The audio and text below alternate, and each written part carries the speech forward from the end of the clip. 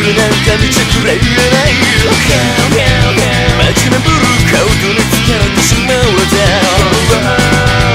お分けの先の当たらない僕をどうすれば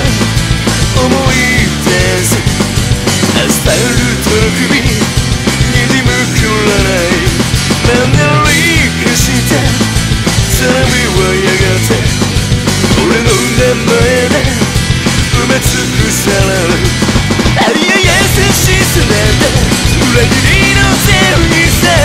だからもう誰にも愛されるように透明な存在に不要比喩になろうそしたら今よりもずっと楽だな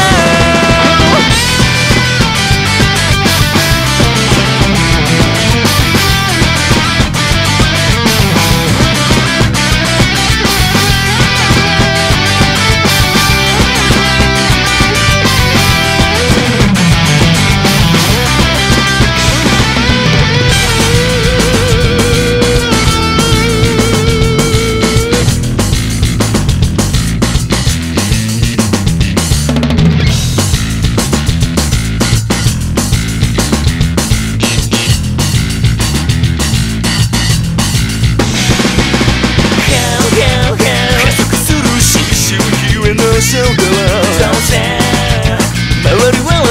俺なんか見ちゃくれない真面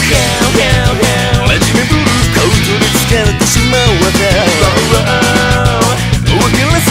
の当たらない僕うざく笑った昼下がり赤いサイレン黒んな音で両手首に